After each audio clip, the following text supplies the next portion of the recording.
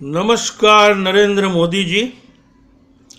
22 तारीख का वाराणसी यानी काशी में आपका थोड़ा स्पीच मैंने सुना है, जो यूनिवर्सिटी के अंदर आप बोल रहे थे और लोगों को डरा के धमका के, यानी कोई आपसे सवाल तो करने वाला है नहीं, आप कुछ बोल रहे थे। आप राहुल गांधी, पी चिदम्बरम और मनमोहन सिंह के रिपोर्ट कार्ड की बात कर रहे थे। तो ये बात तो सही है कि 60 साल में देश को जितना विकास करना चाहिए उससे ज़्यादा किया है, क्योंकि अंग्रेज कुछ छोड़ के नहीं गए थे। अंग्रेज तो लूट के गए थे आप लोगों के आशीर्वाद से, आपके पूर्वजों के आशीर्वाद से।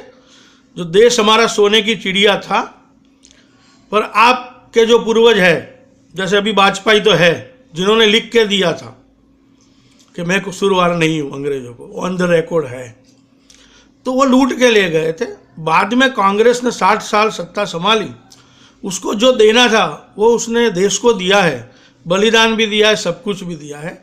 तो रिपोर्ट कार्ड की बात तो आप रहने दो, आपका रिपोर्ट कार्ड देख लो कि आपने 1968 से 85 तक देश की कौन सी सेवा की है और समाज को कितना गुमराह किया है और समाज को आपने क्या दिया है, वो रिपोर्ट कार्ड आप खुद दे रहे हो। आपने एक सभा में अभी बोला था कि जेब कतरे पॉकेट कैसे मारते हैं, आपको कैसे पता? आपको किसी ने ट्रेनिंग दी थी? आप खुद हो, तो मैं तो पहले से बोल रहा हूं कि आप सब कुछ अपने मुंह से ही बोलोगे, आपका पॉलीग्राफिक टेस्ट करने की कोई जरूरत नहीं है। और धीरे धीरे बुद्धिजीवी तो सब समझते हैं, उनको ताली भी मजबूरी में बजानी पड़ती है, क्योंकि उनको कहीं से लाया जाता है आपको सुनने के लिए। तो आप वो अभिमान में मत रहिए क्या। और आपने तो राहुल गांधी का नाम नहीं लिया, आपने तो ऐसा बोला कि ये पैकेट में देख रहा हूँ जो 2009 में क्या था अब क्या है। अरे ये राहुल गांधी के एक स्टेटमेंट के बाद तो तुमने अपना सूट पहनना बंद कर दिया है, नरेंद्र मोदी वाला। कभी कभार दूसरे सिलाए होंगे आपने, तो आईने के सामने खड़े होके आप देखते होंगे, फिर आईना आपको बोलता होगा कि निकाल निकाल, वरना वो तो आपका सूट भी बिक गया, आपका सूट भी बिक गया। अब आप छाती निकाल के बोल रहे हो कि कैशलेस करो, कैशलेस करो। अब मैं आपको कैशलेस की बात समझाता हूँ।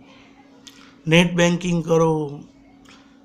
आप तो कोई अंधेरी दुनिया में थे, आज से 32-33 साल पहले की बात करता हूँ। आप तो कोई अंधेरी दुनिया में ही थे, मैं तो जानता हूँ।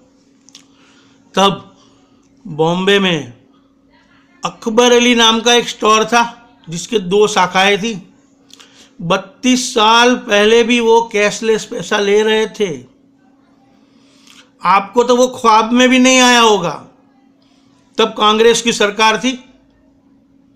और बैंकों की बात करते हैं तो किसी भी बैंकों में जाके पूछो उनके चेयरमैन को, इनके डायरेक्टर को कि मैनेजर साहब, आपको मैनेजर साहब बोलना पड़ेगा, क्योंकि ये हम पेट्रोल पंप पे कैशलेस से कितने सालों से पेट्रोल भरते हैं, तो वो आपको जवाब देंगे कि सर हम 1990 से भरते हैं, हम 1992 से भरते हैं, हम 2000 की साल से भरते हैं।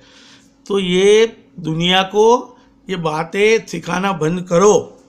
ये जो अनपढ़ और गवार है 31% आपके, उनको ये समझाओ जो आपकी शाखाओं में आते हैं और आपकी हाँ में हाँ ना में ना भरते हैं।